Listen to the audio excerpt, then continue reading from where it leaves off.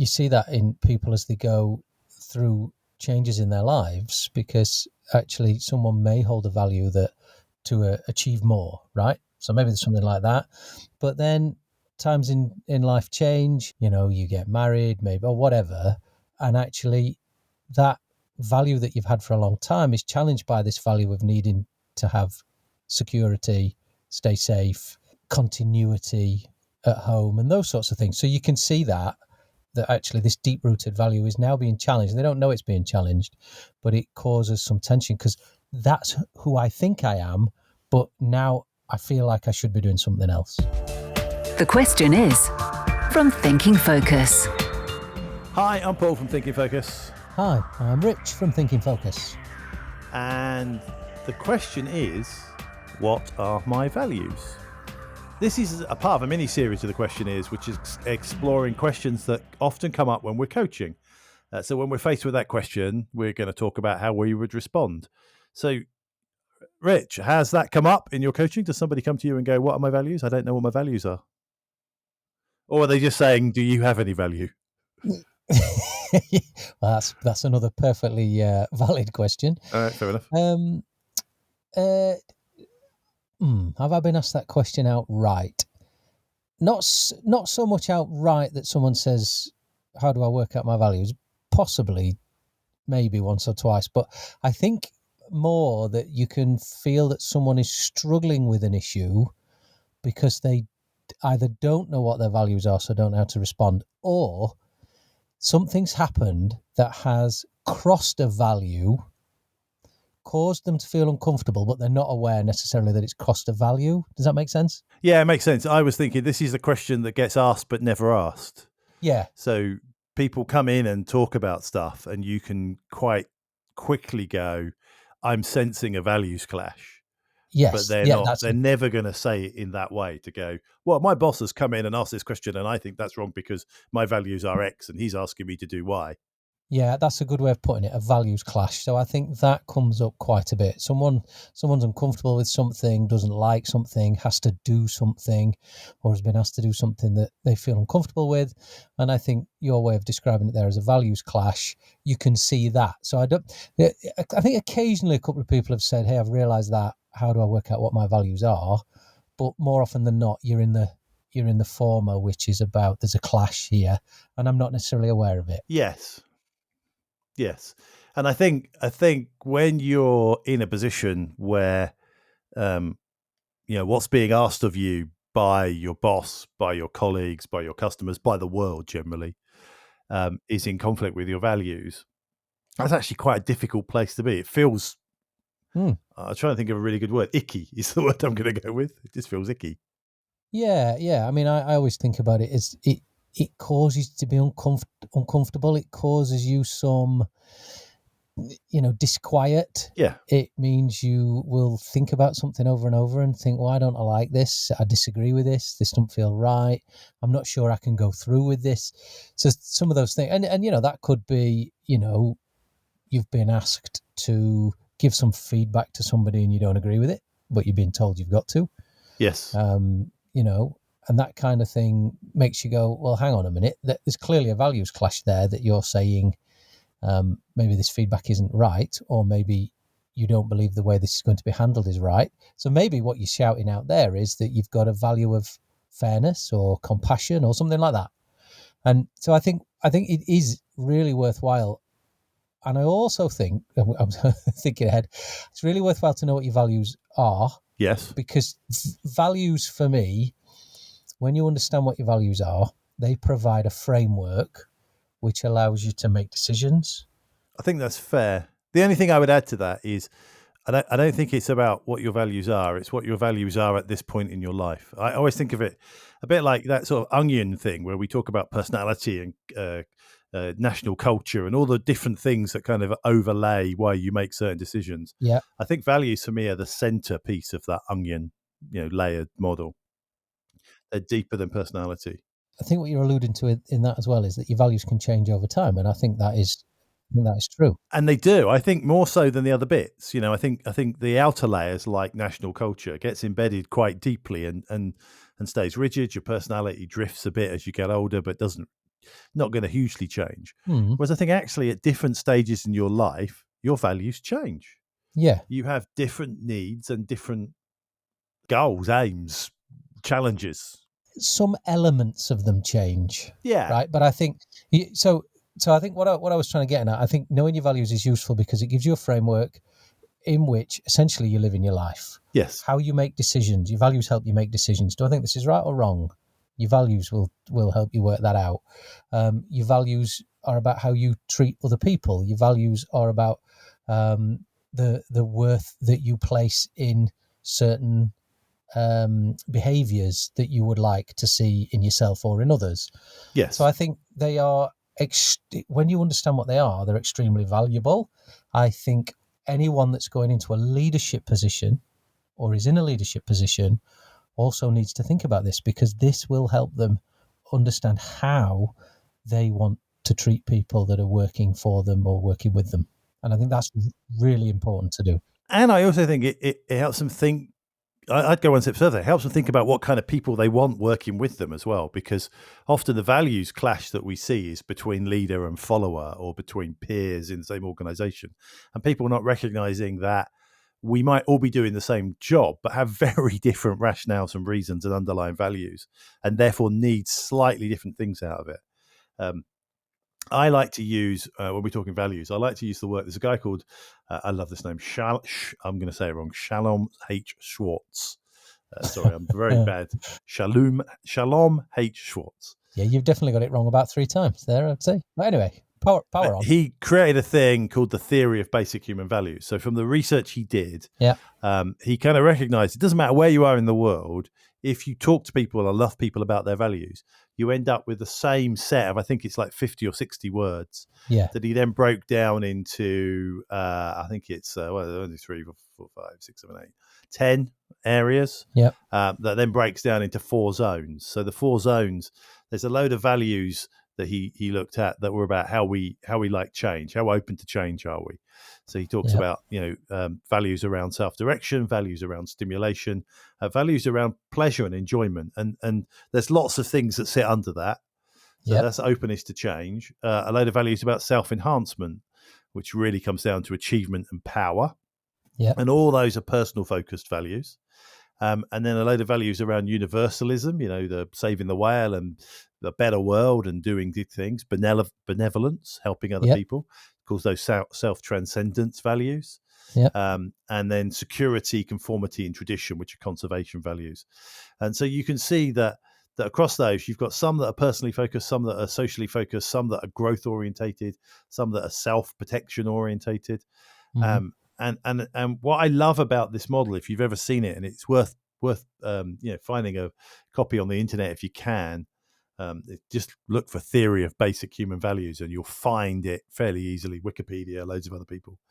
But you get this sort of circle of these values. And even in ourselves, if you look at the circle, security and self-direction are opposite each other.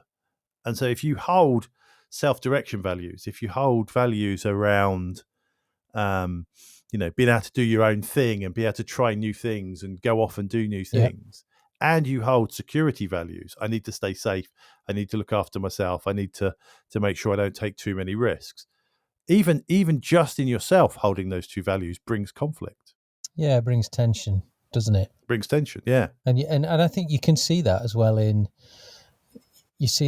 people as they go through changes in their lives, because actually someone may hold a value that I should be pushing, I should be driving, I should be ambitious. Maybe there's a value about I always strive to achieve more, right? So maybe there's something like that. Yes. But then times in life change, and maybe your family circumstance changes. Maybe you start a family, maybe, you get married, maybe, or whatever.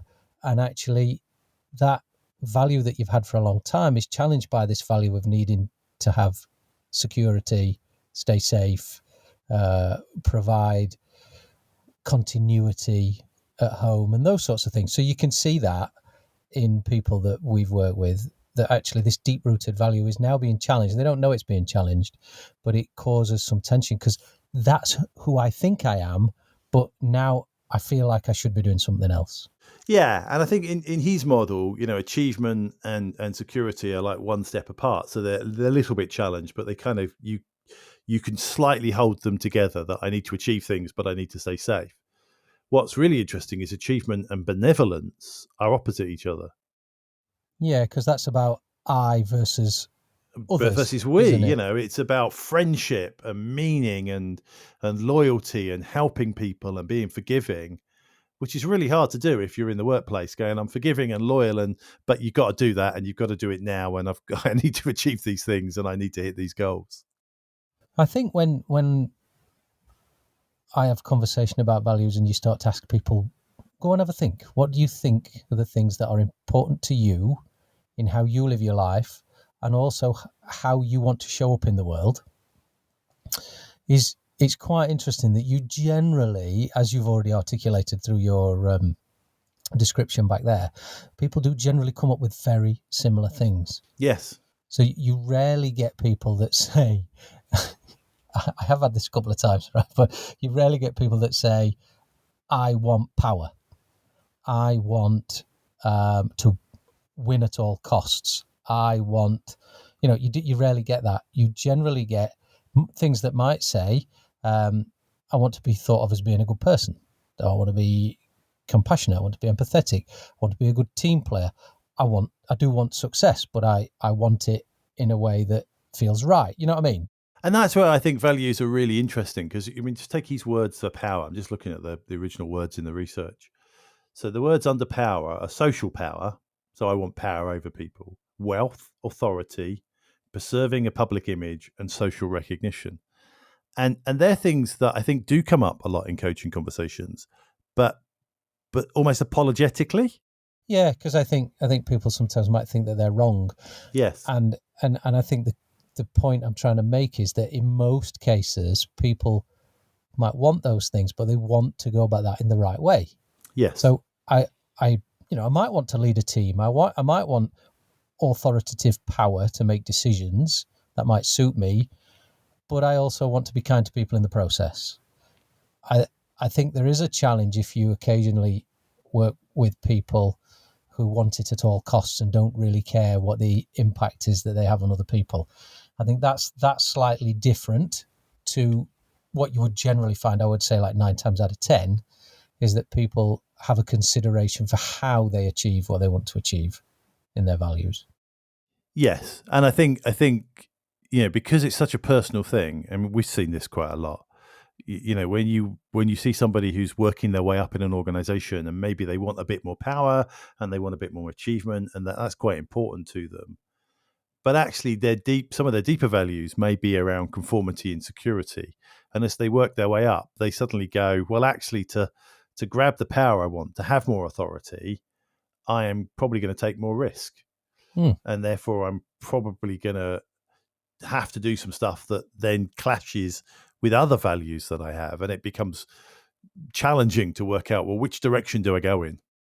I think there's in that as well, there's also personal growth, because your values are clearly going to be affected by the upbringing that you've had, and the people that you've been around, whether that be parents, other family members, teachers, whatever.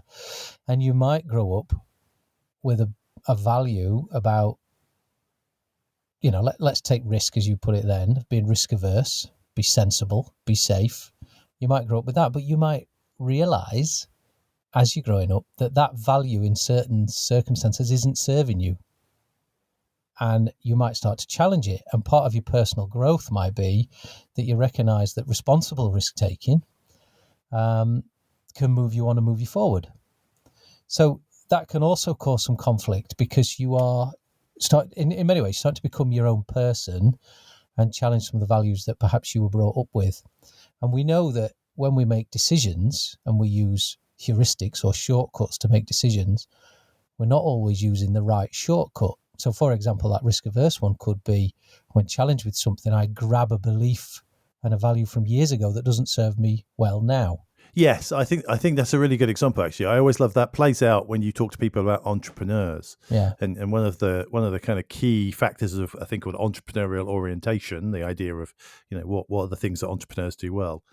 is people think, well, entrepreneurs are risk takers. And it's not quite true.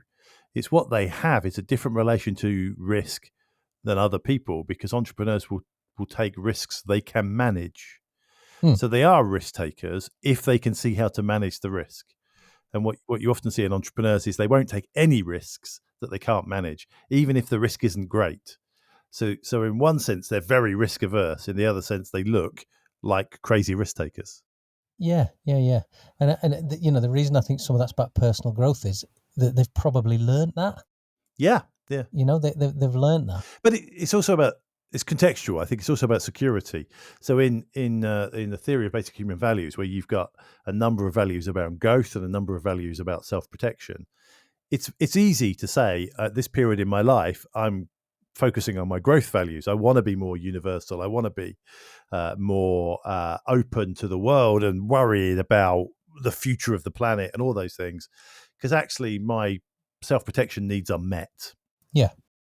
And I wonder, just thinking out loud here, I wonder if that's why a lot of younger people are more interested in social issues, because they go, well, I'm never going to buy a house and I'm never going to do some of these other things. So that value's gone. I don't need to strive for it, and I don't need to protect it because I'm not going to lose it because I can't have it. So I've picked something else. Yeah, it could. Just thought it could very well be, couldn't it? But yeah, so I suppose in summary, to me, trying to work out what your values are is an incredibly useful thing to do at any stage of your life. It is. To me, it will help you, as we talked about, provide you with a framework that helps you make decisions, orientate things that are difficult, and think about how you want to show up in the world in a way that's truthful to who you want to be, but also in the way that you want to treat other people as well. And there's something you said in the past that you've not said while we're chatting now, so I'm gonna pick you up on it, because this is often, I think, Go on, then. It's this idea that your values show up in your diary. Oh, I was just gonna mention that. You always say that, and you have your conversation about values, and then suddenly you're not doing it. Obviously, you're on the wrong page in your diary right now.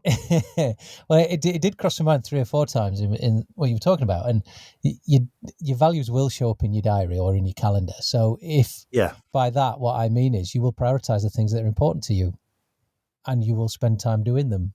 And if you're not sure what your values are, just go and have a look at your calendar, because if for example, one of your values is... Yeah, I'm just pulling your calendar up now, actually, having a look at it. Yeah, have a look. So if you have a look, you'll see there's stuff in there there's clearly a load of business stuff in there. So strong value for me is my work ethic. That is a strong value. And you'll see that in my calendar. A strong value for me, though, is about making sure I am doing the right thing for my kids. So you'll see that they crop up in my calendar. Strong value for me is to try and be productive. So you'll see I try and manage my time effectively, so I'm being productive. So your values will show up in your calendar, and I think that's an important thing to think about if you're trying to strive and find balance in your life. Then look at your calendar. What's in your calendar? Does that explain why this podcasting session is showing as tentative in your diary? Yeah. Well, that's more of a comment on you, Paul, I think. But thanks. No, joking aside, but no, it's a very nice little thing to think about. If you're not feeling contented with the balance that you've got, go and have a look at your diary. That'll show you what you're valuing at the moment. And there is some tests online that you can go to actually run a little very sort of psychometric quiz thing that will give you a picture against the theory of basic human values. That's quite worth doing, actually. I think it doesn't take very long. It takes sort of 10 minutes. Some of them are free. Some of them try and charge you. I will always recommend the free ones. But it's worth kind of having a look at that and going, well, which are the strongest drivers of my value set right now, today? It may not be true in 6 months' time or a year's time. The world changes and your values will change with it. Just for comedic value, Paul, just remind people where they can find that. The theory of basic human values, they can find it on the internet. Who was it by? Shalom Schwartz. There you go. Very good. Next time on The Question Is. When we can accept that we can't control everything, but build a mindset of, hey, you know what? Last time something happened, I was able to react to it. And I got to my destination anyway. That then means next time you have a level of resilience in the plan where I can cope if something goes wrong. To find out how Thinking Focus can unlock the potential within your organization, go to www.thinkingfocus.com, where you'll discover more about the work we do, helping our clients increase productivity and enable change.